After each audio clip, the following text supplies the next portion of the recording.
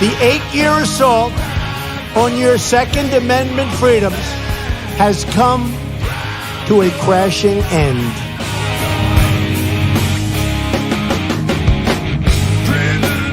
I like taking the guns early. Take the guns first, go through due process second. Well, I say go fuck yourself. Then ask a question, could I kill a man? I would enjoy myself.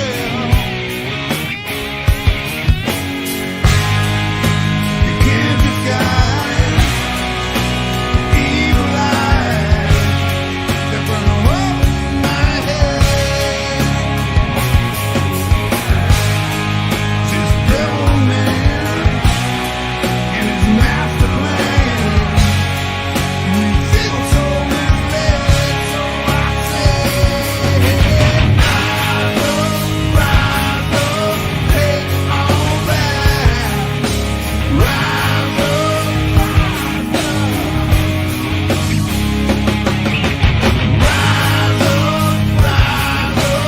take all that.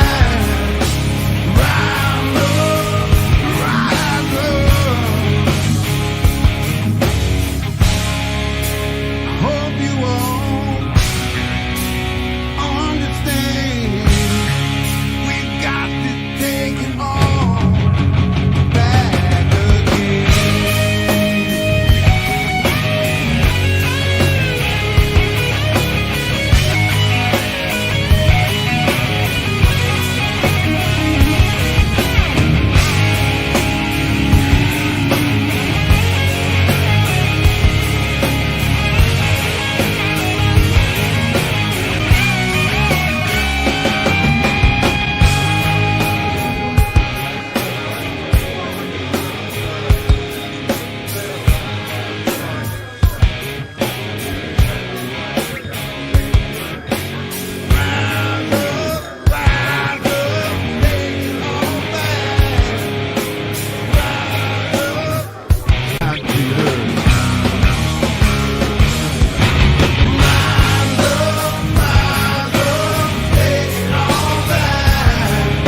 These people are not going to take it any longer.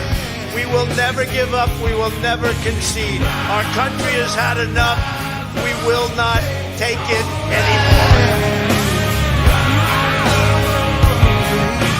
But you have to go home now. We have to have peace. So go home. We love you. You're very special. But go home and go home in peace. The demonstrators who infiltrated the Capitol have defiled the seat of American democracy. You do not represent our country. And to those who broke the law, you will pay.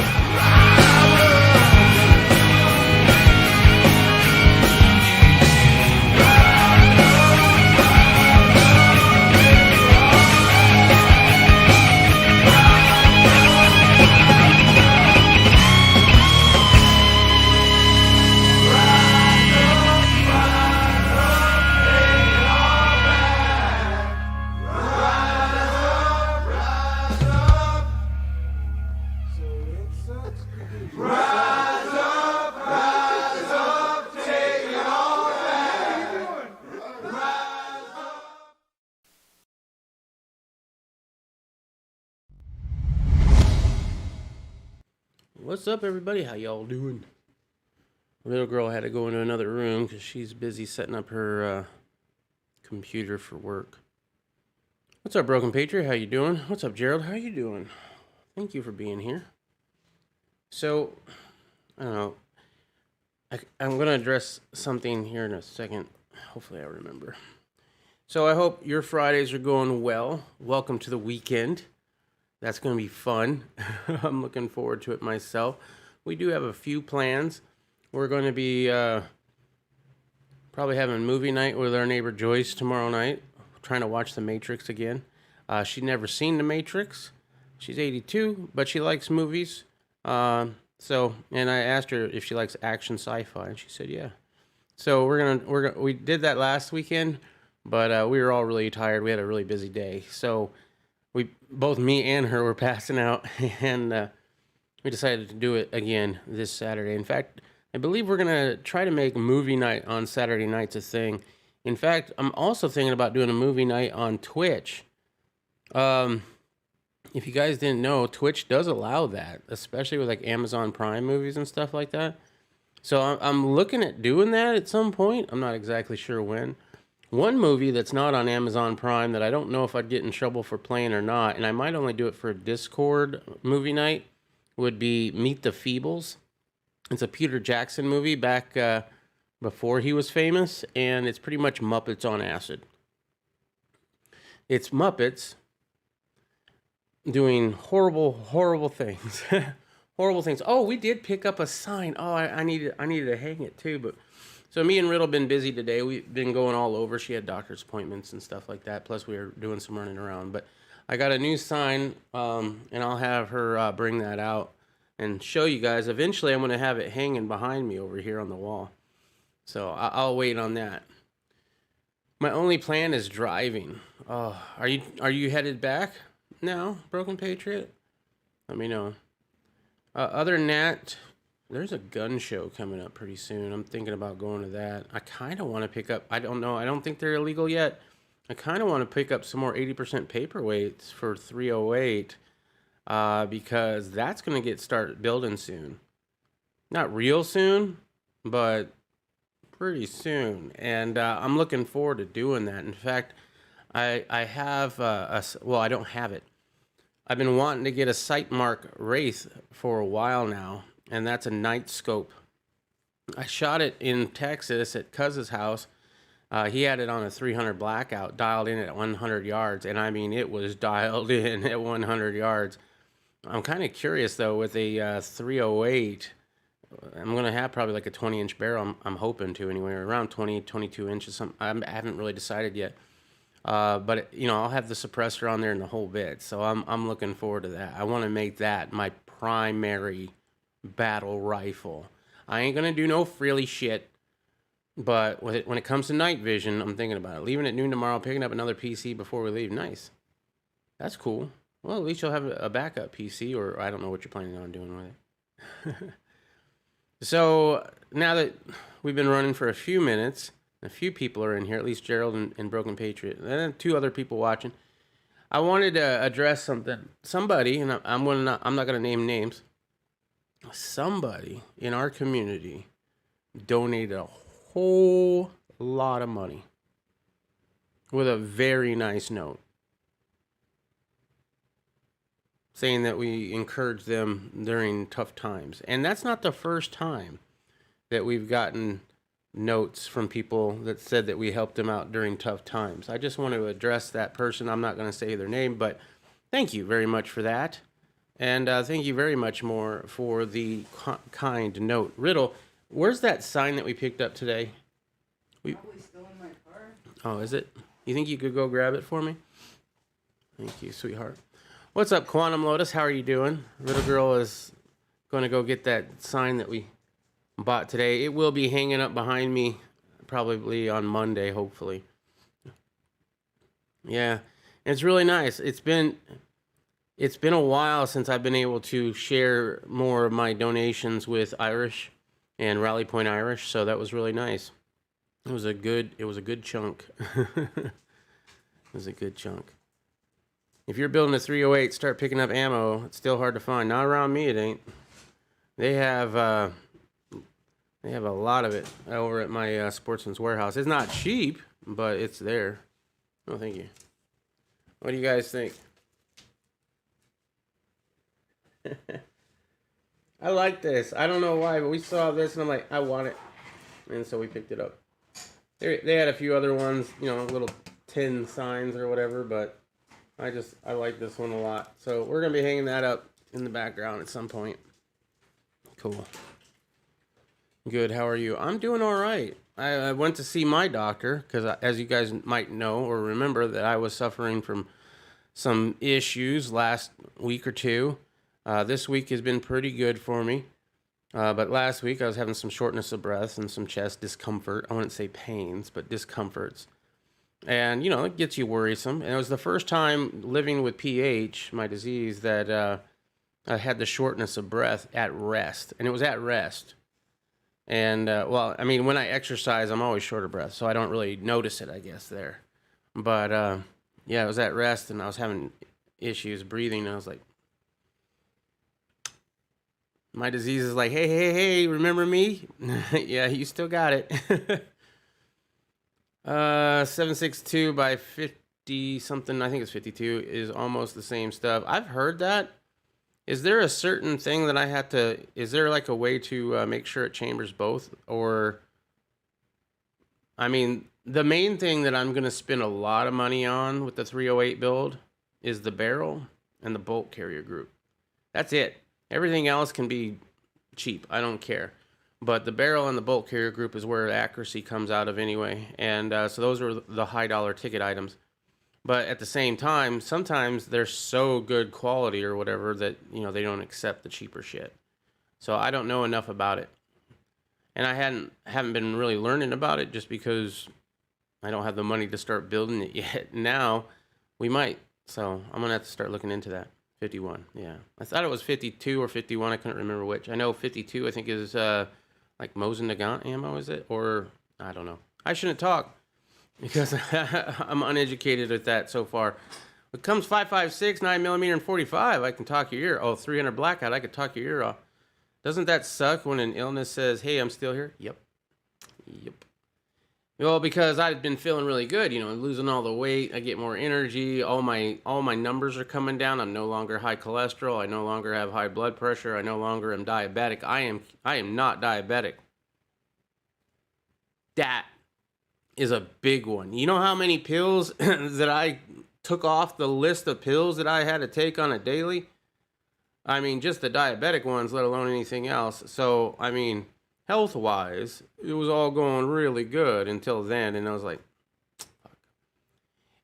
Me losing the weight and getting exercise and getting fit, which is another thing we're going to be focusing on here really soon, is a way to help. As I said, it lowers my numbers, and everything came back pretty good. So the 762 by 51 is just a thicker case. Walls hold a bit less powder. So like 223, 556 ish. I mean, I know there's a little bit difference on that, but it's so minute.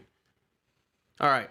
That's all of that I need to get to. Mine did it in Flagstaff.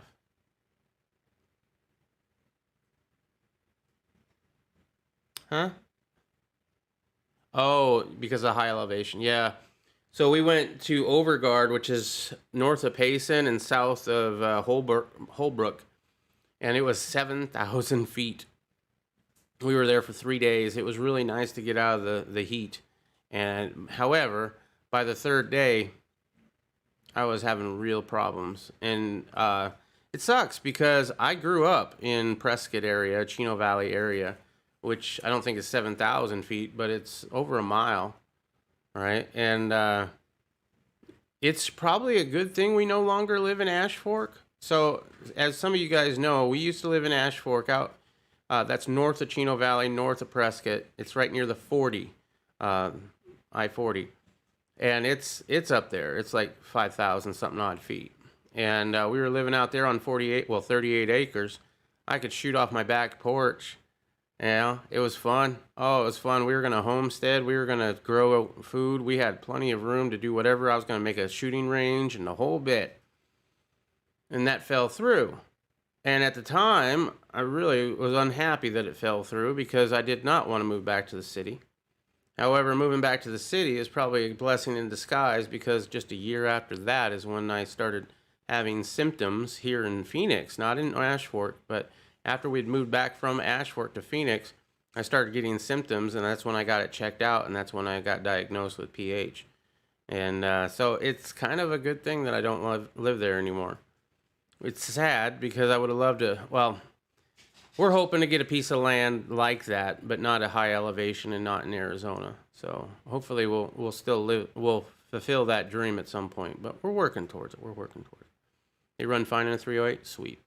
Yeah, about the same. Cool. Good Samaritan who died in Arvanda shooting was shot by police, according to sources. Denver, the Good Samaritan. Okay, so a little update on this story.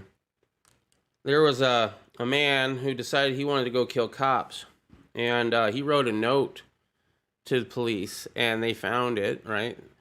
I don't know if he mailed it or how he delivered this note to the police. It might say in this article. But he made his intentions clear that he was going on a killing spree against police officers. And a Good Samaritan, and he killed one. He killed a cop. A Good Samaritan with a gun saw that and stopped him with a gun. A good guy with a gun stopped a bad guy with a gun. And then a good guy with another gun killed the good guy with the gun who stopped the bad guy from the gun who killed the good guy with the gun. Ish. Broken Patriot has a trip advisory. Ooh, what's this? Lewis County store. Is this where you went? Cool, we'll get to that in a second. I'm stopping here on my way home. Sweet. The Good Samaritan who died in Monday's shooting in Old Town Arvada was shot and killed by a police bullet. Denver 7 Chief Investigator Tony Kovalinski has confirmed through 3 informed ranking sources, including 2 law enforcement sources. There's actually a video. We're going to watch that real quick.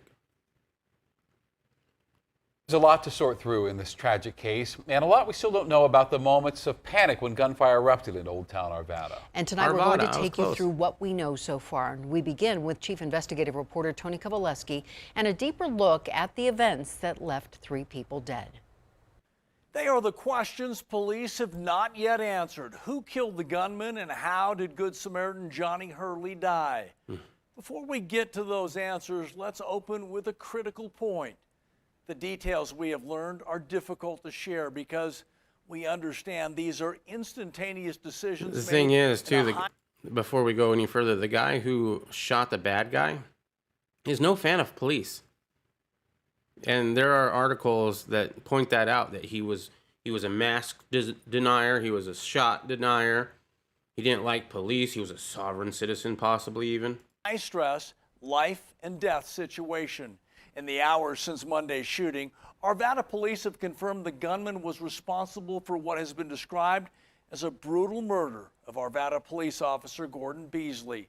The details we are now providing you come independently from 3 ranking and informed sources privy to key information at the highest levels. First, as Arvada PD confirmed, the gunman shot and killed Officer Gordon Beasley. Seconds later, eyewitnesses have reported Samaritan John Hurley responded to the sound of gunshots.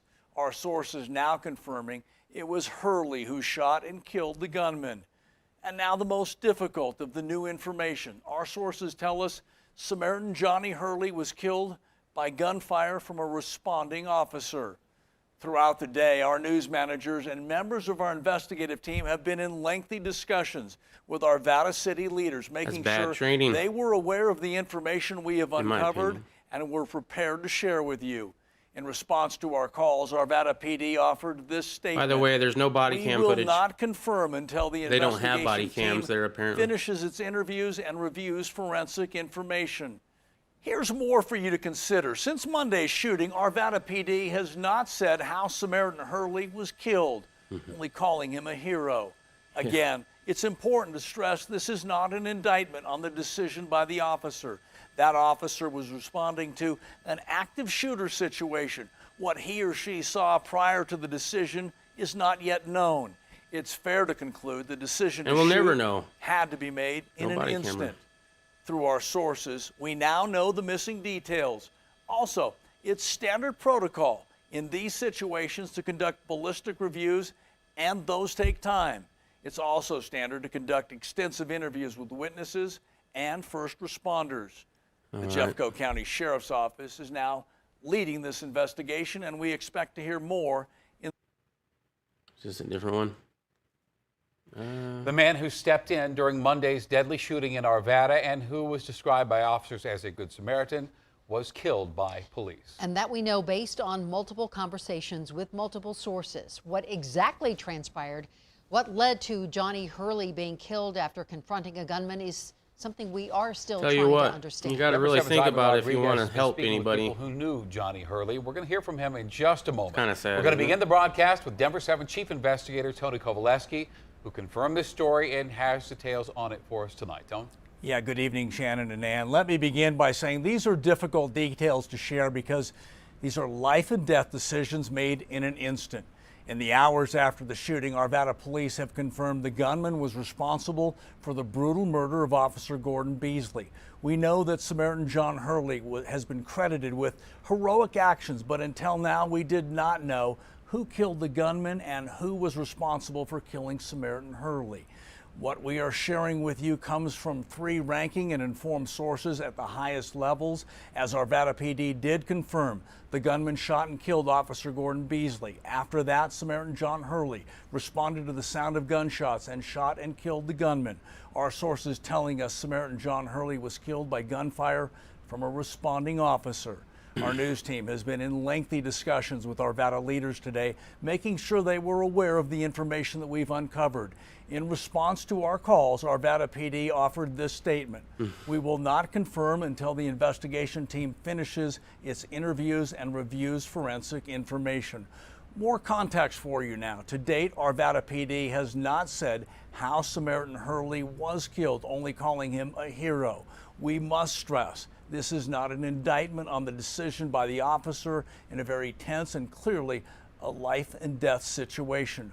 We now know the missing details. We know it is standard protocol in these situations to conduct ballistic reviews, and those take time.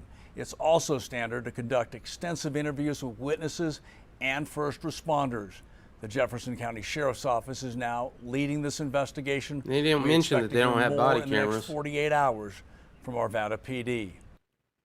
5 so-called hotspots account for a quarter of all homicides. All right.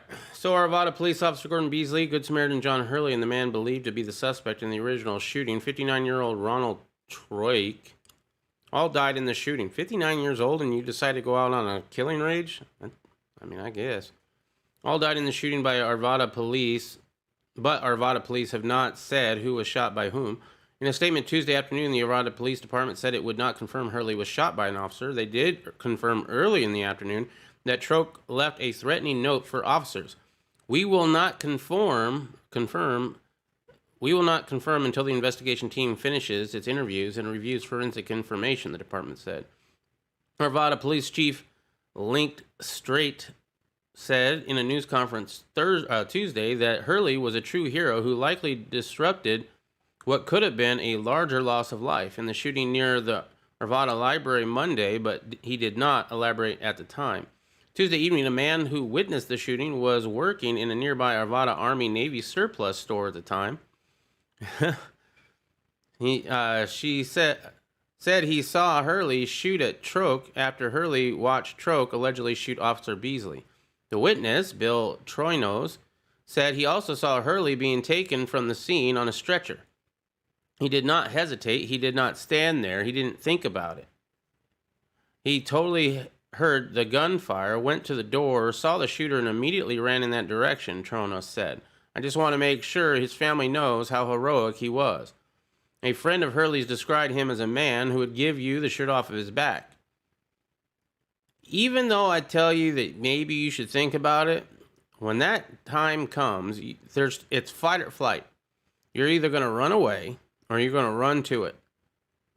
And you don't know. You can think you know, but I don't believe you can know until that moment hits. And I don't know. For me, I would like to think I'd still help out. But you take that risk. Police officers, they're not trained very well. They're just going to shoot you first and then ask questions later. He was an outspoken activist and wanted to help people create change in his community, said Cody Souls. Arvada Deputy Police Chief Ed Brady said Monday that Beasley, a school resource officer who was working foot patrol in Old Town this summer while school was on break, responded to a call about a suspicious incident outside the library at 1:15 p.m. Monday, around 15 minutes later, people called dispatch to report an officer had been shot. Chief Straight said Tuesday Breesley had been ambushed by a person who expressed hatred of police officers and because he was wearing an Arvada police uniform and badge, but the chief did not elaborate on those statements. So the bad guy was wearing a uniform? That's interesting. Maybe, possibly. I don't know. Is that what that said? And because he was wearing an Arvada police uniform and badge. Oh, okay. Maybe that's why he shot him. Officials said Tuesday there was a separate investigations into the shooting, including one involving the Jefferson County District Attorney's Office Critical Incident Response Team. Arvada police officers do not currently wear body cameras, but the department has started the process to implement their use by 2023. Wow. It takes you another 2 years? In accordance with new state laws passed last year, it's currently unclear how many officers responded to the scene and what transpired in the moments during and surrounding the shooting of Beasley, Hurley, and Troke. Well, we won't know. All right, this is a restaurant, I believe, that Broken Patriot's going to go check out. You got to love TripAdvisor. It's got the logo on it. Got lots of decent reviews. Phenomenal queue and the coolest looking decor in Nashville. Ooh, Tennessee. Are you all the way in Nashville? My goodness. Well, that's cool. Nashville, Tennessee is amazing. I loved it there. I can't believe you drove all the way there. When I went to Nashville, I actually flew there. That was quite a few years back. But man, I love Nashville. That was one of the reasons why Tennessee was on our list of places to move to. Because it was just great people all around. That's fucked up. It is fucked up, Jay Sparks. What a mess. What's up, War Drums? Boy, man, it's been a minute. Well, I called you you called me. I texted you. You called me not too long ago, but yeah. How you doing, War Drums? Hope all is well. How's Tennessee? Probably humid as shit right now. Kamala Harris ripped for visiting part of the border where the crisis is minimal. Yeah, I think this is funny as hell. You're in Ohio? Okay, so it's south of that. That's a long drive, all right. Kamala Harris is facing perhaps the most politically challenging moment of her vice presidency during a visit Friday to the U.S.-Mexico border, and this far absent leader of the Biden administration's response to a migration spike that has drawn fire from Republicans and made fellow Democrats uncomfortable. It's funny. And supposedly she only went because Trump was going next week, I guess. I'm glad to be here, Harris said, after arriving in El Paso. It's always... Isn't that near the Gulf of Mexico? I mean, I think it was Ted Cruz. Correct me if I'm wrong. I think it was Ted Cruz that said it's closer from Chicago to the place where the worst border crossings is than it is from where she landed to where that same place is. That's how far removed she was from the actual border crisis. But she immediately faced criticism from political opponents because she avoided parts of the border where the crisis is more acute. According to a report from the Washington Examiner, Harris is 800 miles away from the region that has seen more than double the normal amount of illegal immigration. Even allies viewed her choice of location skeptically. Democratic Representative Henry Cooler of Texas called the visit a political safety trip. The epicenter is... it is so bad the vice president, even with all of her security team, don't want to go there. I don't know she's obviously wanting to be the president at some point. If Joe don't step down before before 2024, and then he steps down, then she's got to run on her own shit. And what has she got? What can she run on?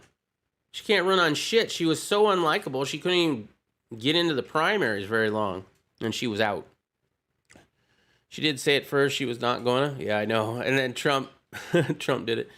Did you cover the Colorado gun laws passing? No, I did not. Do you have a link? Oh, wait, hold up, War Drums. You might not have a wrench. Let me see. Nope, you don't. Let me give you a wrench. Add moderator. If you got a story, put a link in the chat. And if you can't put a link in the chat, then I will look for it after I'm finished with this story.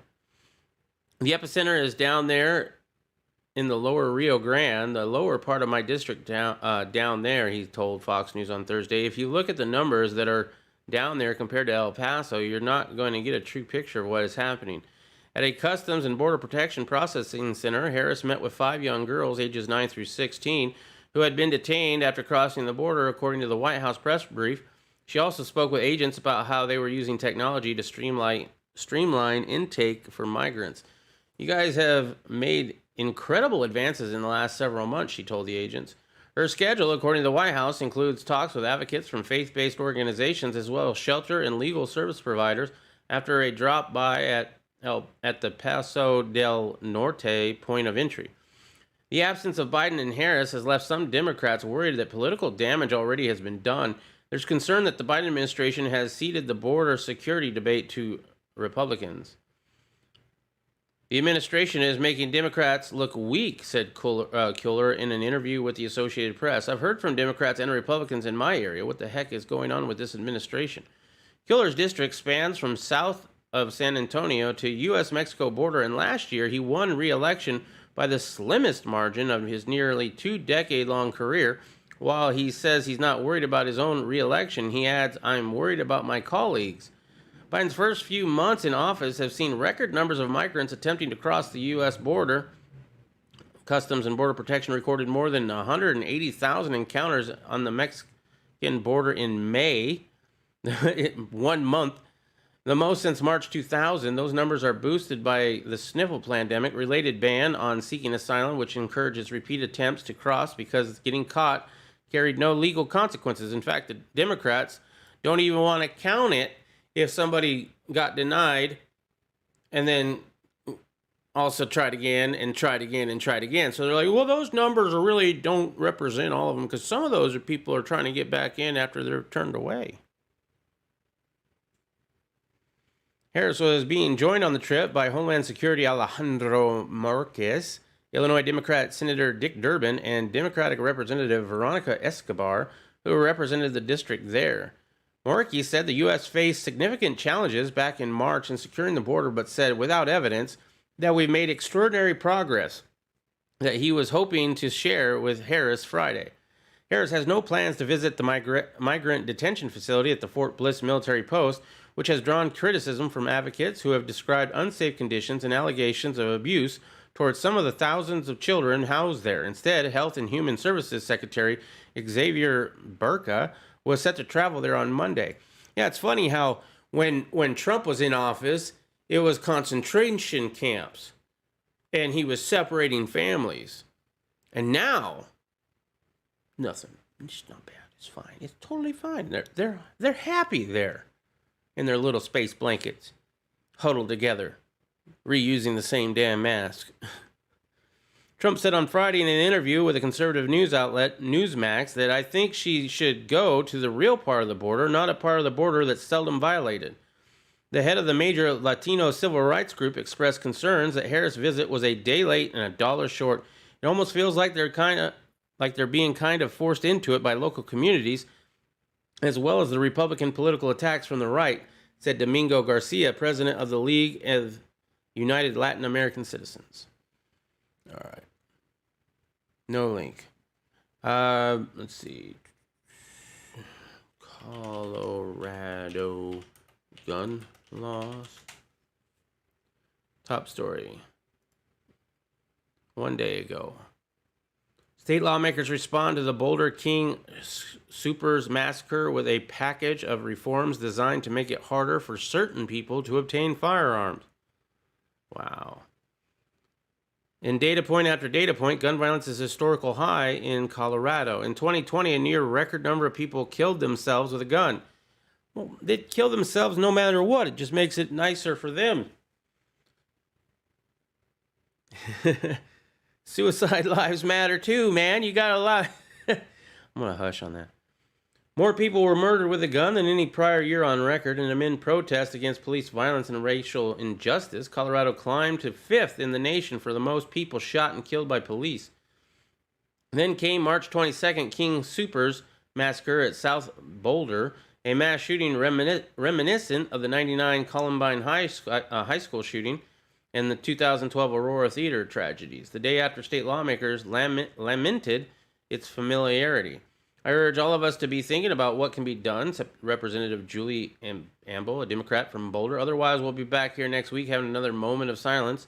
In the next few months, lawmakers approved more gun reforms than any year since 2013. Colorado. Wow, going the opposite way of most of the other country. When they passed universal background checks and a large capacity magazine ban, the 2013 reforms prompted a backlash from the gun lobby and led to the recall of 2 state senators, Angeli Groin of Pueblo and John Morris of Colorado Springs. Legislators didn't change gun laws until 2019, when they passed a red flag measure allowing law enforcement to take guns away from people who might use the weapon to harm someone. Last week, Governor Jared Polis joined lawmakers, advocates, and loved ones of victims of gun violence in the state capitol to sign into law a package of reforms aimed at preventing certain people from getting their hands on guns. Now that the dust has settled on the historic year for more stricter gun laws, here's what you should know about Colorado's gun laws. Deaths by guns: 649 from suicide, 207 from homicides. Police killed 42 people, and there was 4 mass shootings, which would also go into the homicide category. So however many people those 4 mass shooters did are also in here, most likely. Who can buy a gun in Colorado? To buy a long gun, such as an AR-15 or a shotgun, you have to be 18 years old. To buy a handgun, the most common weapon used to kill people in Colorado, you gotta love that. According to the Colorado Bureau of Investigation, you have to be 21. You also have to pass a criminal background check. Thanks to Colorado's 2013 universal background check law, this applies to purchases from a gun shop, a gun show, or a stranger on Craigslist. There you go. No more. Well, here in Arizona, you can still do it for now, I think. With some exception, I bet you though, if nothing else, that gets done countrywide, nationwide, right? It's going to be, I think they're going to do that nationwide. With some exceptions, federal law prohibits selling a gun to anyone who checks any of the following these boxes. We all know the boxes that you have to check in order not to be able to have a gun. Restrictions still allow the King Soopers gunman to allegedly buy an AR-15 .556 pistol, despite having pled guilty in 2017 to third-degree misdemeanor assault charge for punching Arva West High School classmate. Yeah. People don't start, you don't, your background check only works after they've done something horrific. New this year, lawmakers responded to passing a law expanding background check requirements to prohibit the gun sales to anyone convicted in the last 5 years of any of the following misdemeanor offenses: third-degree assault, bias-motivated crime. What is that like? If you hit somebody who's homosexual and you didn't like them because of that, is that bias-motivated crime? Child abuse, I know that's hate crime, right? Child abuse, crime against an at-risk person. Okay. I'm at risk, so if you touch me, you won't be able to get a gun for like 5 years. Cruelty to animals, harassment, possession of an illegal weapon, sexual assault and unlawful sexual contact, unlawfully providing a firearm other than a handgun to a juvenile, violation of a protection order. The new Colorado law also closes the Charleston loophole, which under federal law allows a gun seller to hand over a gun prior to a completed background check if the background check takes more than 3 business days. Yeah, I thought that was nationwide, that one. Colorado, so they can basically just hold your gun indefinitely. As long as it doesn't come back, you don't get your firearm. Colorado law now requires Colorado Bureau of Investigation to complete a background check before the sale of the gun. The loophole allowed white supremacists to buy a gun that in 2015 he used to kill 9 people in an historically black church in Charleston, South Carolina. South Carolina pro-gun groups support the loophole to prevent delays for owning a gun. It's unclear how many people in Colorado took home guns without completing a background check prior to the new requirements. Gun sellers in Colorado are not required to report such information. Well, I'll tell you what. Get your 80% paperweights if you live in Colorado. And if you're looking at getting out of Colorado, I would do that too. Oh, man. Okay, let's see. Someone robbed our bank today. Holy crap. In Maine? They want that extra meat. That's crazy, Gerald. Did they get much? Did they get away? Who here, be honest, when you hear of a bank robbery, how many of you are like, ooh, I hope he gets away with it?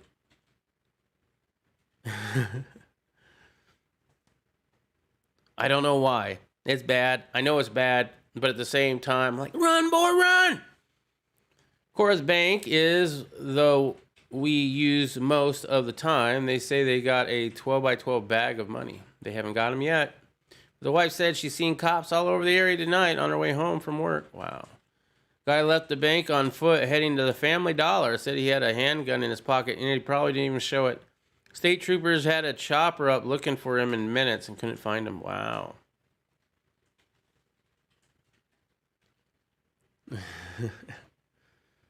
All right, I'm pretty much done with this story. Yeah, I'm done with this story. What about protections for gun owners? The state doesn't have a stand your ground. So in Colorado, if somebody's shooting, you have to run away. You have to run away. If you run away and they chase you and they corner you, then maybe you can shoot them. But you have to try to leave and get out of there. Which provides legal immunity to people who shoot and kill someone as a means of self-defense. Instead, Colorado's 1985 Make My Day law protects people who shot and kills intruders. These legal protections only apply when the occupant of the dwelling is inside the home. In March, the Colorado Supreme Court agreed to hear a case that would redefine the limits of the law after an incident in 2017 in which a renter in Colorado Springs shot and killed a man who was experiencing homelessness in the basement of his apartment.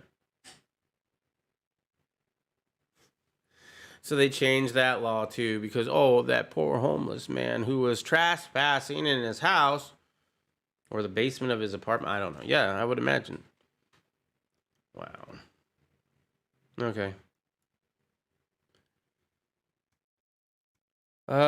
State troopers, you outlaw. No, I'm okay. I've never done nothing like it, but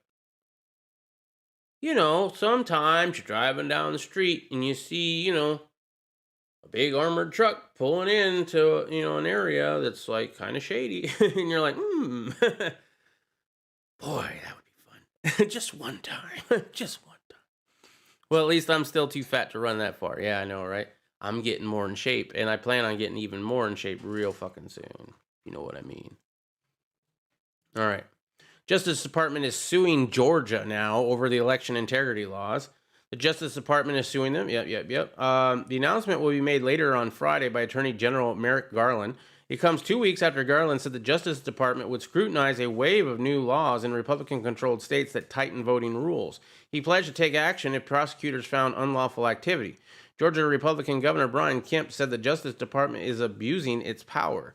This lawsuit is born out of lies and misinformation. The Biden administration has pushed against Georgia's Election Integrity Act from the start, Kemp said in a statement. Joe Biden, Stacey Abrams, and their allies tried to force an unconstitutional election power grab through Congress and failed. Now they are weaponizing the U.S. Department of Justice to carry out the far-left agenda that undermines election integrity and empowers federal government overreach in our democracy. The move also comes as pressure grows on the Biden administration to respond to GOP-backed laws being pushed in the states this year. If you're watching YouTube without an ad blocker, I'm pretty sure you've seen Stacey Abrams' little ad talking about how Republicans are trying to keep people from voting, especially people of color. An effort to overhaul election laws was blocked this week by Republican senators. As of mid-May 22nd, election integrity laws have passed in at least 14 states, according to the Brenner Center for Justice, which researches voting and supports weakness in verifying voters' identities and legality.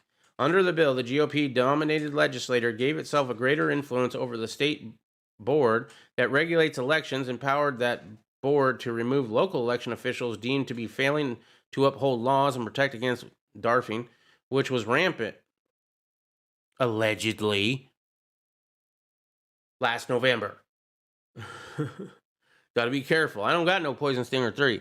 If we get striked on this one, we're going over to Riddle Girl's channel, just saying. The box also adds a voter ID requirement for mail ballots, which will result in fewer ballot drop boxes, which invites opportunities for Darfing in Metro Atlanta. Wait a minute. This had raised concerns. Yeah, I already read that. Georgia's election integrity laws are common sense, said the Public Interest Legal Foundation president J. Christian Adams. They mirror what the Department of Justice pre-cleared over a decade ago. This is what happens when radical activists have government power. Wow. I'd get about halfway and couldn't breathe with a 20-minute breather. Just one time, man.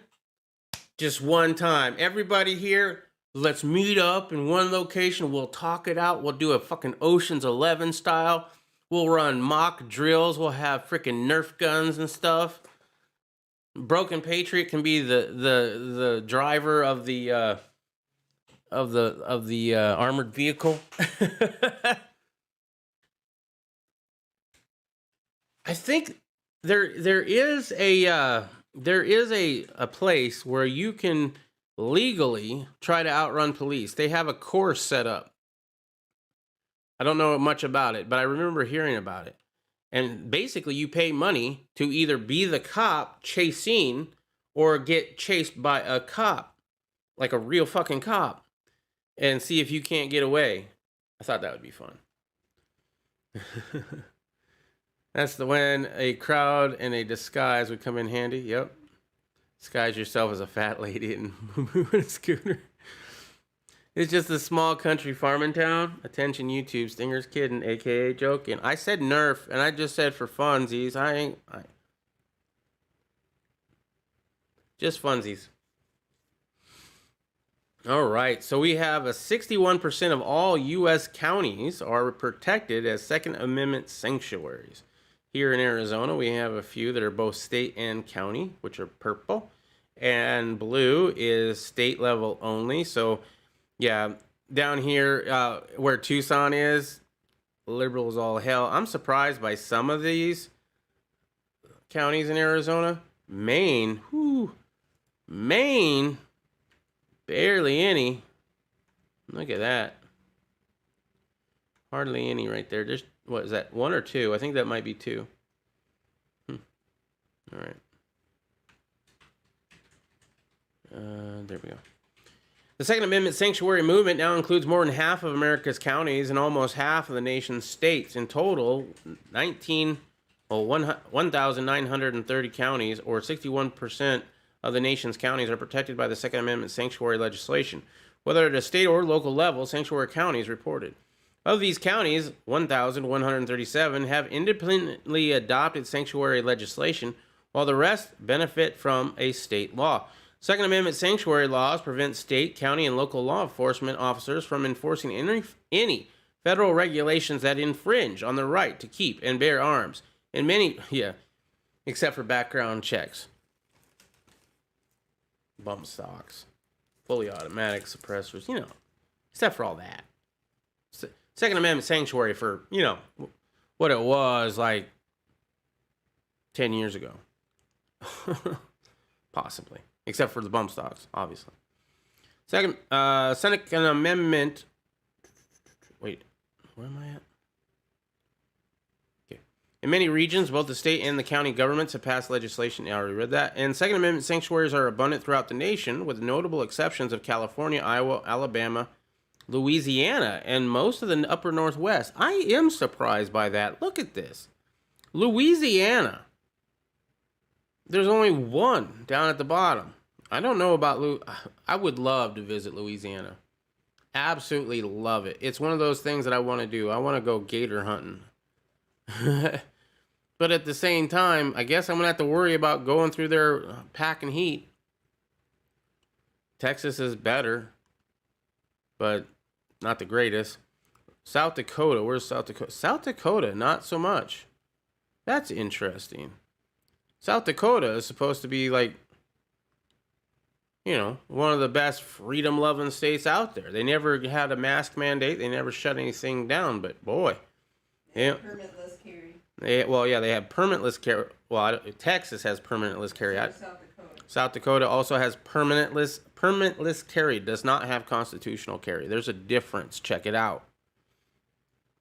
Last week, Texas became the 15th state to enact the Second Amendment sanctuary law. Texas Governor Greg Abbott on June 17th signed a Second Amendment Sanctuary State Act, which prevents law enforcement agents from assisting a federal agency or official with respect to enforcement of federal statute, order, rule, or regulation that violates the Second Amendment.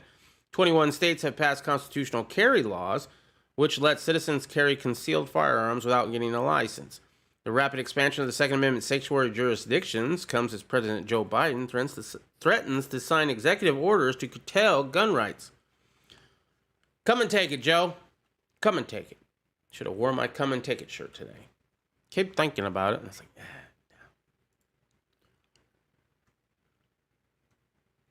You don't have to outrun police. You just have to not stop. It's hard to outrun them. They got radios. They got choppers. Now, the course that I was talking about, it'd be fun, but it's just you versus one cop. It's one-on-one, which is not how they play that shit. Some of the cops around here, I could outrun them. Yeah. Oh, my goodness. So I guess they're lax in their rules about police officers. We go to this one store of Safeway. It's our grocery store. It's also off branch of Kroger's. So if you have a Kroger's, it's the same thing. Oh, is it Fry's? Sorry, Fry's. Well, then it's not anything like Safeway. Disregard everything I just said. But we go to our local Fry's, which is our grocery store, and they have police officers there guarding the doors sometimes because we live in a ghetto area. The fattest fucking police officers I ever did see. Now, I'm looking at them like, I could outrun this motherfucker. You know he's going to shoot you first, though. He ain't going to run after you. Ain't no fucking way he's going to run after you. He just going to shoot you. But at the same time, a little bit of me is thinking, maybe I should become a cop. I mean, I'd hate myself quite a bit, but I could be, I might not stay at the job long because for a fact I ain't enforcing no unconstitutional shit. Oh, citizen contacts? Sure, I'll make some citizen contacts. How many you want me to make this month? Hey, citizen, how you doing? You doing good? All right, man. See you. Check you out later. Not wearing your seatbelt? None of my business. You got insurance? You do? Cool. Then it's definitely none of my business. Maybe if you didn't have insurance and you got in an accident and you weren't wearing your seatbelt, that people would have to, the taxpayer would have to pay for your medical bills. I get that part. But if you're fully insured and you get in an accident, you weren't wearing your seatbelt, no taxpayer has to pay for that. You have to pay for that. Officer, your belly is out of fucking control. The amount of self-loathing that would ensue from Stinger being a cop, he'd probably punch himself in the face every morning. I don't know. I think give me some aviators, respect my authority, make sure the hair's on point. I might be all right with it for a little bit. It'd be fun. It'd be fun to be a constitutional cop. Their gun belt is a size 60. Lamau. Texas Governor Greg Abbott calling on all jailers to help lock up illegal aliens. Texas Governor Greg Abbott on Friday called on jailers to assist sheriffs in border counties with booking, incarcerating, and releasing criminal illegal aliens. The state of Texas will not tolerate criminal activity, which is why we are stepping up to address this crisis of the Biden administration's absence, Abbott said. I should have put this near the border thing. Part of our comprehensive efforts to secure the border include enforcing all state and federal laws, which is why we are calling on jailers and sheriffs across the state to volunteer support for our border sheriffs, he said. Upon taking office, President Joe Biden opened the U.S.-Mexico border, scraped former President Donald Trump's policies, and invited a flood of illegal aliens who likely will remain in the United States indefinitely and support the Democratic Party. Well, that was the idea. Given Biden's encouragement of illegal immigration, which brings crime, drugs, and prostitution in tow, disproportionately harming already marginalized communities and the immigrants themselves, state governors have assumed the responsibility to enforce the nation's laws, which was the only thing the federal government was supposed to really do. is immigration and foreign affairs. Abbott, along with Arizona Governor Doug Ducey, said this last week that he lacks the resources to deal with the crisis since the federal government has traditionally handled the border enforcement. Texas needs jailers with supervisory and release experience. Trained booking officers with that stuff experience and current or former jailers who were honorably discharged within the last 2 years, Abbott said. At the Border Security Summit in Del Rio on June 10th, Abbott outlined the expanded role that Texas will play in securing the border. He directed the Texas Department of Public Safety to enforce all state and federal laws related to criminal trespassing, illegal entry, and smuggling and human trafficking, according to the press release. He also ordered the Texas Commission on Jail Standards and the Texas Commission on Law Enforcement to erect additional prisons for criminal illegal aliens. Now Abbott needs the personnel to man these facilities. I don't know. There's something brewing. You got states that are pissed about the illegal immigration. You got states that are pissed about the Second Amendment stuff. There's states that are pissed about the whole voting thing, and they're trying to tighten up their voting laws, and the government don't want that. So we are getting to a very dangerous time in the United States, in my opinion. Grown ass Cartman. I'm telling you. Yep. Respect my authority. Have you ever watched Super Troopers? I'd be cracking jokes. I mean, I'm not that funny, but I'd try to crack jokes if I did it. Well, I got to drive to town, need to gas up the wife's car. All right. See you later, Gerald. Thank you for being here. Drive safe. Yeah. Iowa teacher complains about being forced to recite the Pledge of Allegiance. Banned from teaching critical race theory. We're going to watch this video of this lady. This is what's bullshit. Today is the first time our country has recognized Juneteenth. It's a national holiday, and yet I'm getting ready to go back to school in the fall, and my governor has put into place some ridiculous legislation that many governors across the country have put into place, such as I can't teach anything divisive, I can't teach critical race theory, and I can't teach about racial equity. This is at all public schools, colleges, and universities. So, teachers, schools, colleges, about racial equity. This is at all public schools, colleges, and universities. So, teachers, in the past, we've been activists. After this shit show of last year, we really need to stand up and do what's right for our kids right now. So, this is a call to action, teachers. We gotta stand up and fight for our kids because this is bullshit. We can't lie to them. Can't lie to them. I'm pretty sure you're good at doing that. All right. An Iowa teacher is under fire after she posted a video on social media where she complained about being forced to recite the Pledge of Allegiance every morning and being banned from teaching critical race theory to her students. Megan Gee, I have no idea how, a special education teacher at Des Moines East High School, blasted the recent law signed by Iowa Governor Kim Reynolds banning the teaching of critical race theory ideologies in public schools. The law is bullshit, she said. My governor has put in place some ridiculous legislation that many governors have put into place, such as I can't teach anything divisive. I can't teach critical race theory, and I can't teach about racial equity, which is not the same as racial equality.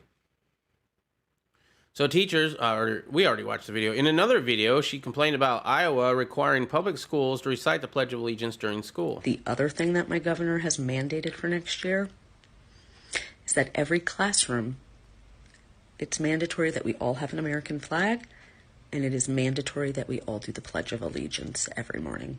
Good. You're going to be hearing from me a lot next year. I hope so. The other thing that my governor has mandated for next year. Oh, she's precious. I like her. The other thing that... Okay, we read that.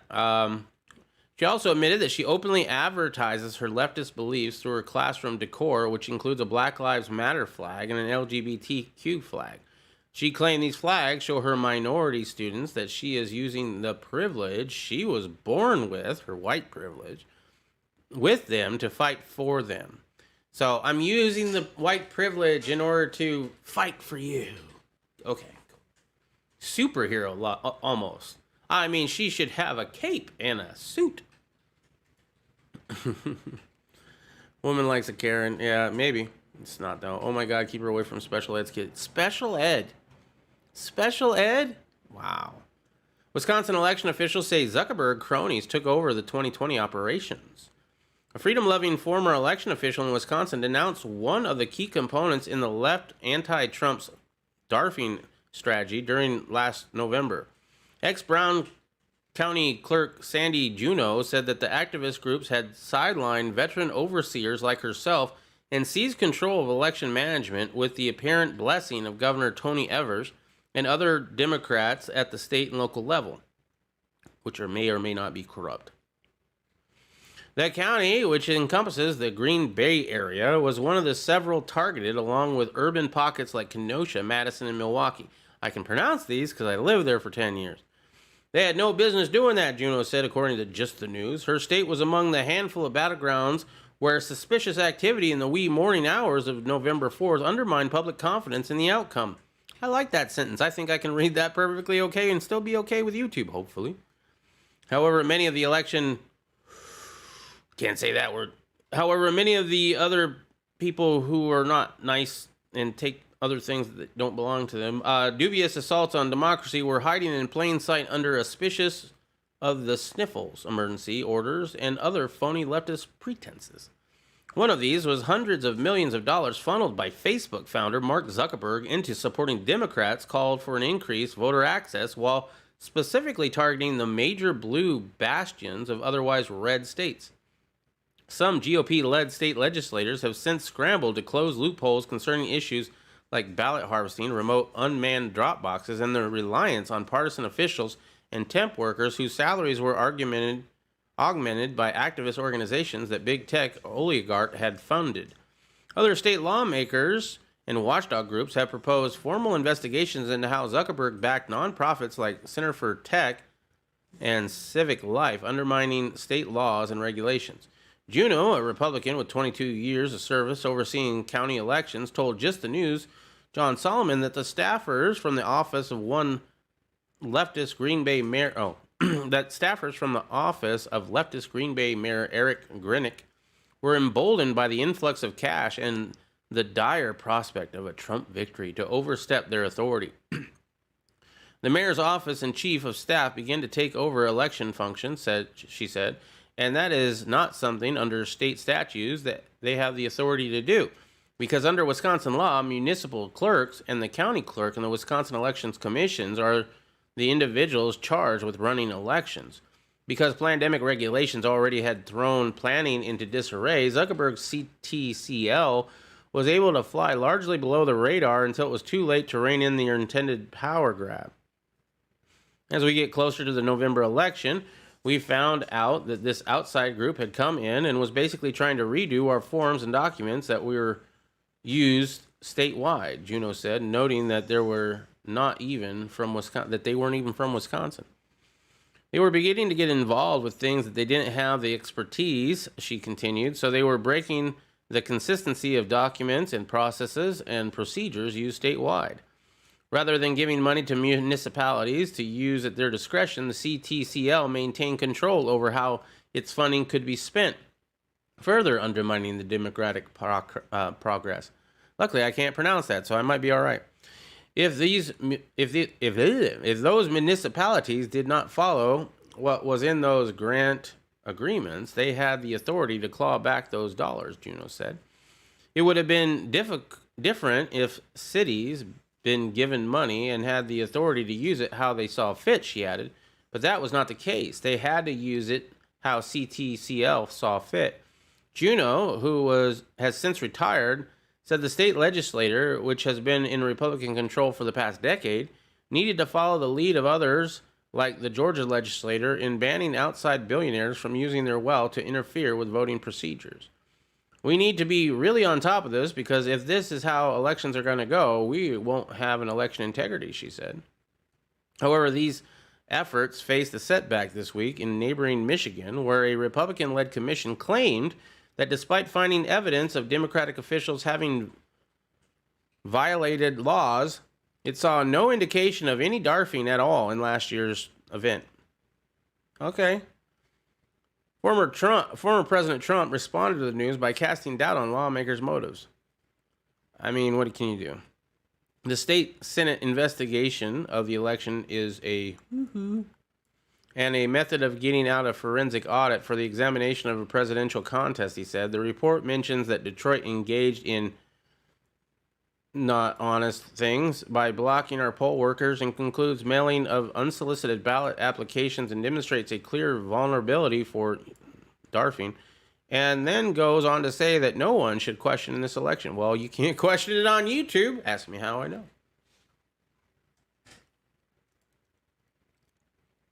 Speaking of Zuckerberg, it took like Facebook will be deleting my Facebook page all over sharing a video I did of the war memorial here.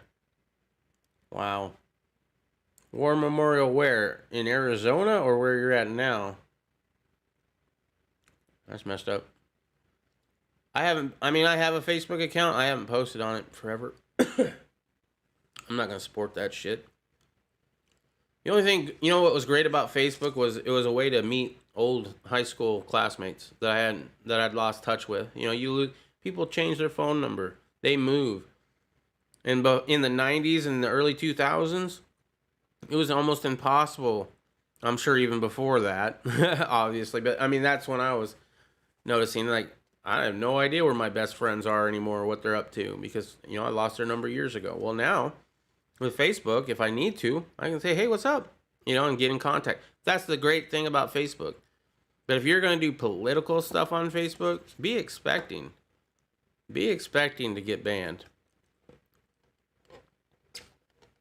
All right. Ohio. Okay. New affidavit shows the FBI may have planted the Steele dossier anti-Trump innuendo. Newly filed affidavits this week seem to suggest the FBI played an even larger role than believed in the Hillary Clinton campaign scheme to smear rival candidate Donald Trump with claims of Russian collusion in the 2016 election. The affidavits come from several Russian oligarchs as a part of a defamation suit by the country's largest commercial bank, Alpha Bank, against the leftist opposition research firm Fusion GPS. Conservative journalist Lee Smith wrote in the Epoch Times. The bank principal owners sued the firm over allegations in the Steele dossier, which was produced by Fusion GPS on behalf of the Democratic National Committee and the Clinton campaign and delivered to the FBI using a backdoor husband and wife channel through the firm. The dossier's author, ex-British spy Christopher Steele, relied on a suspected Kremlin operative, Igor whatever, a Russian analyst working for the left-wing Brookings Institute, which also may have been employed by Fusion GPS, according to the affidavits. The dossier primary subsource claimed in turn that the Alpha Bank oligarchs had been among his sources. But in his sworn testimony, financial journalist Ivan Vonstrov, who had been friends with Dranko for 3 years at the time of the dossier's production, said during a June 2016 reception in Moscow, he was whisked away and invited to have a discussion with representatives of the FBI about Mr. Danchenko. The FBI previously claimed that during the Inspector General's investigation that it never spoke with Danchenko until after the dossier already had come to public attention in January of 2017. But footnotes to the IG report that were disclassified in September of 2020 reveal that Danchenko was the subject of an FBI counterintelligence investigation from 2009 to 2011 that assessed his or her documented contacts with suspected Russian intelligence officers. Revelations of his prior involvement with both FBI and Fusion GPS would have contracted Danchenko's January 2017 FBI interview, in which he claimed that he did not have any visibility into Steele's end clients. However, that, like many of the FBI's claims surrounding it, its corrupt and seditious anti-Trump smear campaign might have been little more than a systematic game intended to misdirect. Danchenko's lawyer clarified that he was never asked and was never told by Steele himself who stood to benefit from his scandalous and salacious claims. But in the end, the client was the very same agency conducting the interview, and the FBI had briefed Danchenko in advance of the nature of the Steele's supposed research. Then it would effectively be a closed loop, one in which the FBI had planted the information that it would later investigate and disseminate, as well as surreptitiously leaking it to leftist media. Why would the FBI? Why would a non-political branch of our American government really not want somebody to get elected? And see, this is why Trump is not a great president. Trump did a lot of shit wrong. Trump could have done a lot more things that would have been good. But Trump was about Trump. However, he was not ordained. Y'all talk about how it's pre-planned anyway. And I agree. I don't think it matters if it's Republican or Democrat. They're the same damn thing with a little different window dressing, right? Sure, they'll disagree on a few things, especially they're up for re-election. But Republicans are notorious for saying, no, I'm going to protect your gun rights. Well, we need some common sense gun reforms, maybe red flag laws. Whereas as far as Democrats, at least they come straight at me and tell me they want my guns. So I kind of appreciate that. But the reason I voted for Trump, the reason I would vote for him again, is not because he was a good president, because he wasn't. But because people like this, the FBI, really didn't want him in there. It scared the shit out of them. Look how hard they tried this year, or in 2020. Look how much they had to go through in order to get the result they wanted. The affidavits show why Steele was able to gather such a remarkably in-depth and earth-shattering intelligence in only a month's time. It was fabricated, Smith wrote in the Epoch Times. If the purpose of the costly and divisive Crossfire Hurricane operation and subsequent special counsel probe was simply to lend validity and cachet to the lies that the FBI itself had devised, then the gambit it took was to weaponize the public trust that it benefited from as a nonpartisan institution in service of a deeply political objective. Well, they also decided not to disseminate they weren't even going to look into Hunter Biden's laptop. They sat on that for a long time. They knew about it. They decided not to look into it. Why would they look into it? They liked the Bidens. Having failed in that effort, it's a small wonder that the agency now finds itself doubling down on the deception with a personal stake in its own credibility and ensuring that the truth be concealed at all costs. Luckily for the agency, its multiple layers of plausible deniability helped keep its prints clean from any direct culpability. You can't lie to the FBI. Oh, you'll go to jail. They can lie to you. The 5 affidavits have left Danchenko alone and exposed, Smith wrote, and so one important question is, if Steele hid behind Danchenko, who was hiding behind Steele? Interesting. The chairman of the Joint Chiefs of Staff is the highest-ranking member of the American military, who just not only defended indoctrinating our troops with critical race theory, which is just a code word for Marxist anti-white racism, but went on to blame the protest at the Capitol on January 6th that did get out of hand on white people. He's talking today about why it is so important to understand and I quote here, white rage behind what happened on January 6th, and why members of the military should study theories like critical race theory. I don't think you want to see white rage, boy. That we train and we understand, and I want to understand white rage, and I'm white, and I want to understand it. So what is it that caused thousands of people to assault this building and try to overturn the Constitution of the United States? Trying to overturn the Constitution of the United States. Was that what they were doing? Is that what they were doing? Overturn the Constitution of the United States of America. What caused that? I want to find that out. I'm sorry, sir, but the broken window at the Capitol that day and the ensuing trespassing had nothing to do with race whatsoever. There is another group, however, which did riot, burn, and loot buildings across the entire country in dozens of cities last summer, causing $1 billion worth of damage that did in the name of George Floyd. Maybe you should look into trying to stop that from happening again. Meanwhile, at Nellis Air Force Base in Nevada, they just had their first drag queen show, which they said was to boost morale and increase diversity. And according to MSNBC, anybody who criticizes this drag queen-loving chairman of the Joint Chiefs of Staff is a terrorist. The culture war led by members of the GOP has now fully bled into the military. Our troops, our military leaders, our Secretary of Defense are under political attack, not by ISIS or by Al-Qaeda, but by radical, extremist, anti-American elected officials, pundits on TV, and other blowhards that are putting themselves and their personal political agenda ahead of our military and ahead of our national security and ahead of our country. Since the Democrats failed to get enough votes to form a 9/11 style January 6th commission to complain about the protest at the Capitol for the next 3.5 years, Nancy Pelosi announced that they're going to form a House Select Committee instead. To do the investigation of the causes of this. There are two actual paths.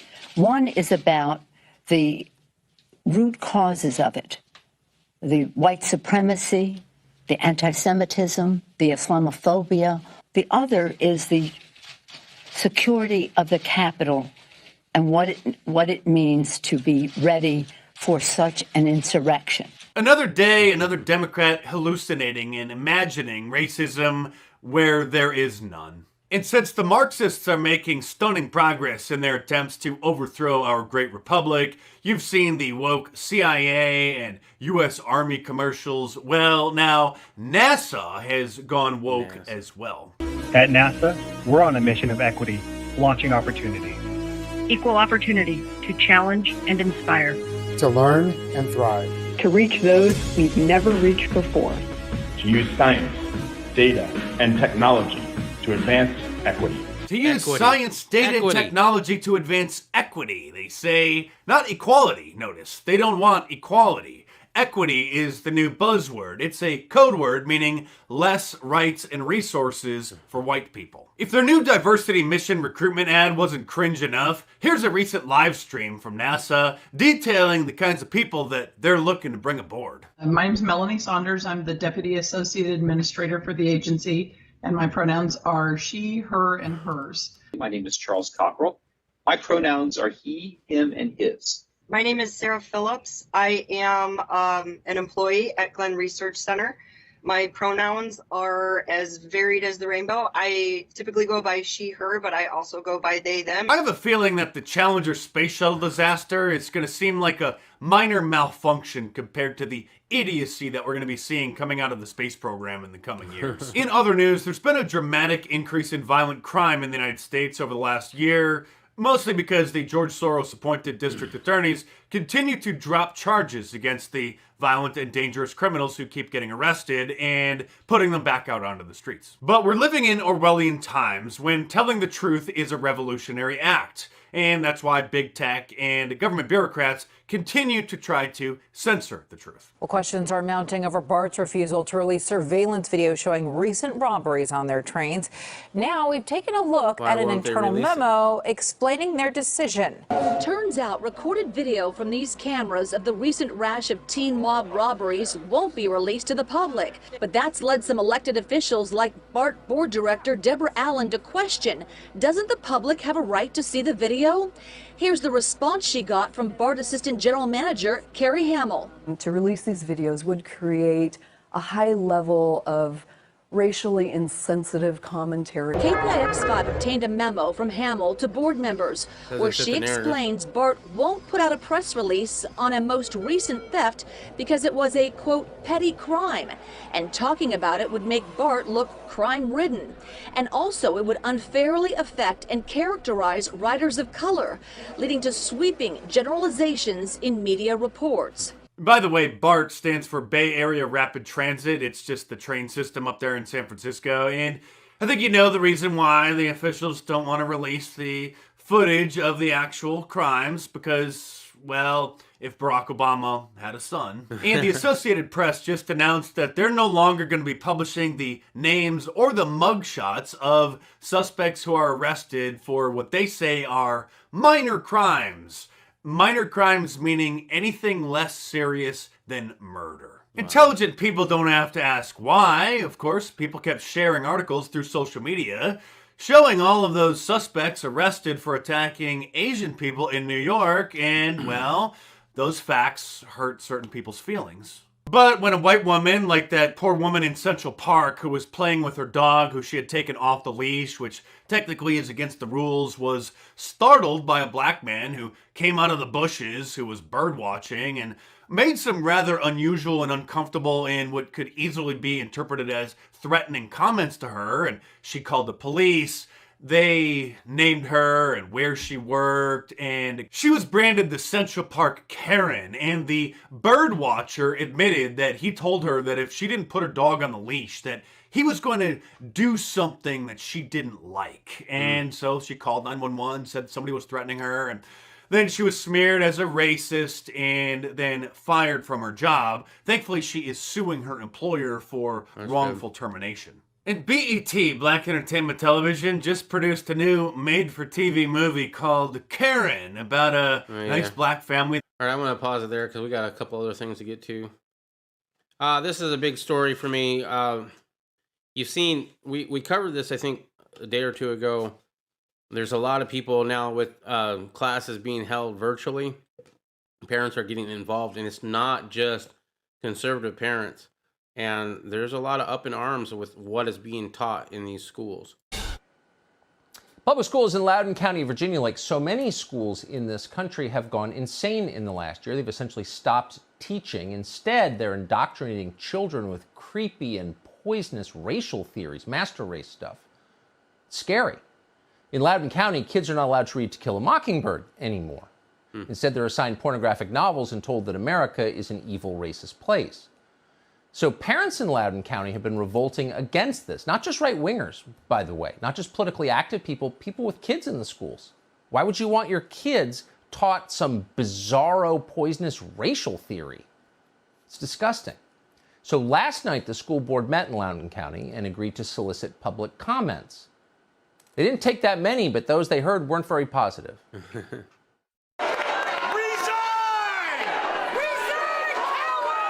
The Western culture and values that brought forth Christianity in the founding documents are being called evil and racist. You're not the captain, we're your bosses, and God willing, we'll return most of you to the private sector very soon. I'm reminded of the tyranny of communist China, where your money is legally stolen and then used in government schools.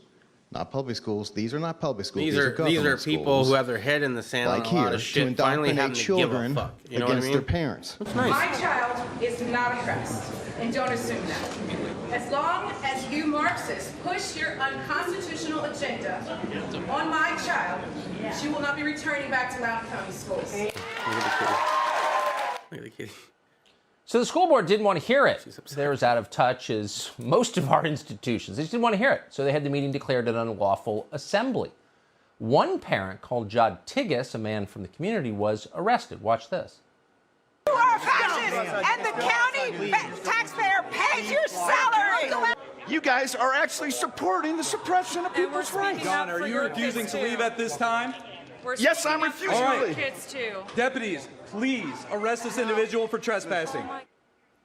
The cops aren't there to protect your So constitutional they handcuffed rights. him and dragged him away. Didn't want to hear from him, apparently. John Tigges joins us now to explain what happened. John, thanks so much for coming on. It feels like this is, in Loudoun County is the place, and this is the moment where people have just finally just had it with these scary racial theories. Tell us what happened to you. Why did they arrest you? That's a good question, Tucker, because as best I understand it, I was in a place where free speech has to happen. If you want to redress your grievances about a school board, there's no other place you can do it than in a school board meeting. And in this case, we went onto public land, went into a public auditorium. We were there for a public forum that we were invited to, and I was signed up to give public comment. And at the end of all that, every single person there, all 500 parents, had their First Amendment rights trampled on by the Loudoun County School Board and its superintendent. If they keep acting like this, they're going to get a revolution. I mean, this is what happens when you ignore legitimate complaints, is people get radical, and I hope it doesn't happen, but you can see how it could. So in this case, these are the people who pay for Loudoun County schools. The building was reserved and open until 7 p.m. They arrested you before 7, as I understand. Yeah, actually, it was closer to about 5:45. And we were supposed to go until 7, until the school board heard something they didn't like, and which was, ironically, applause for one of the people that we were supporting, Senator Dick Black. And the net result was they shut it down. But there was not violence. There wasn't crazy going on. People stayed there. They actually started singing. And then we just encouraged folks that if the school board didn't want to hear it, we were going to hear from one another. And we allowed a very orderly, peaceful process of allowing people to actually start speaking. And they did that. They lined up and peacefully started presenting their perspectives. And we allowed the other side to do the same.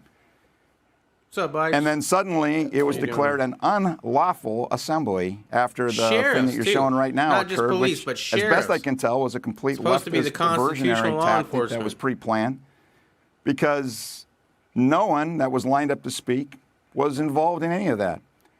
So the net result was they declared an unlawful assembly, and then they moved a whole series of pre-positioned deputies and tried to push them out of the room, threatening them all with arrest. So they didn't like what you had to say, so they declared your talking illegal, and then they got these stooge cops, who should be ashamed of themselves, to arrest you for the crime of saying something the school board didn't like. That's Am correct. I missing anything? No, you're not missing anything. And that's what's so infuriating is there's such a high standard for free speech. You know, it is the most sacred of all of our rights, and it takes an amazing amount of justification to shut down free speech. Yeah, it does, and it's, you know, not liking it is not adequate justification. I hope you keep getting arrested, John. I mean difference that, between hate speech and speech because of hate. I think only until people are willing to be. All right, let's go next one. I think this is the last one we got. Inflation is jumping by the largest amount in 3 decades. A lot of BS. It is. It is a lot. But as I said, it's nice to see parents giving a shit. It's going to take that. And what's coming down the pike on both sides, we are getting into dangerous territory in this nation's history. It's not going to be it's not going to be pleasant. If it pops off, it's not going to be pleasant. Unlawful assembly, haha, go to phase 4. We do not like what you have to say. Yeah, pretty much. Freedom of speech. It's been dead for a long time. People are like, well, you're not going to go to jail for your speech. Well, that guy did. And not only that, but if you spouse some stuff, whatever it is that people don't like, let's say you're a flaming racist, right? And so you use all the bad terminology. You show up at work with a hood. I don't know. You don't work at Chick-fil-A with, I don't know, right? They're gonna cancel you, right? You're gonna get fired. You're gonna be all over the news. Nobody's gonna hire you. Yeah, you're not gonna go to jail, but they're gonna ruin you. Freedom of speech is still alive and well in America. My ass. There's freedom of speech zones. Did you know that? At some of these protests, these pre-planned protests that you get a permit for, they have like this sectioned off place called a free speech zone. And if you can't have your free speech anywhere else, but if you want to talk about them with free speech, you got to go in that corral over there and yell it. First time I ever seen that was at the Bundy Ranch. But I've seen it a few times since. Devaluation, not inflation. Pretty much. We're going to have hyperinflation is what we're going to have. Consumer spending was flat in May, with incomes dropping for a second month as the impact of the government's pandemic stimulus payments waned. Inflation, however, posed a sizable gain, with prices excluding food and energy jumping by the largest amount in nearly 3 decades. Well, gas is up by like over $3 here. The flat reading for consumer spending in May represented a marked slowdown in following gains of 0.9% in April and a 5% surge in March. The Commerce Department reported on Friday. The spending surge in March had been fueled by distributed payments of $1,400 per individuals from a $1.9 trillion stimulus bill, the Commerce Department reported Friday. With those payments winding down, incomes fell by 2% in May after an even bigger drop-off of 13.1% in April. Wages and salaries, are the key component of income, were up by 0.8% in May, reflecting rising employment levels. Inflation tied to a gauge of consumer spending that is closely watched by the Federal Reserve increased by 0.4% in May and is up 3.9% over the past 12 months. That was the largest 12-month increase since 2008 and well above the Fed's 2% target for annual prices increases. The core inflation, which includes volatile food and energy costs, rose 0.5% in May and is up 3.4% over the past 12 months, the biggest jump since 1991. These sharp price gains have raised worries that runaway inflation could become a threat. Yeah, probably. I don't know how many trillions we're in debt now, but it's not stopping anytime soon. Something not seen in this country since the oil shocks of the 1970s. Federal Reserve Chairman Jerome Powell, however, told Congress earlier this week that he still believes the current spike in inflation is transitory. It's transitory. It's just a transition. It's trans. And being caused primarily by momentary problems in reopening the economy, such as supply chain bottlenecks. I don't know, maybe people don't want to go back to work when they're getting paid so good. Stay home.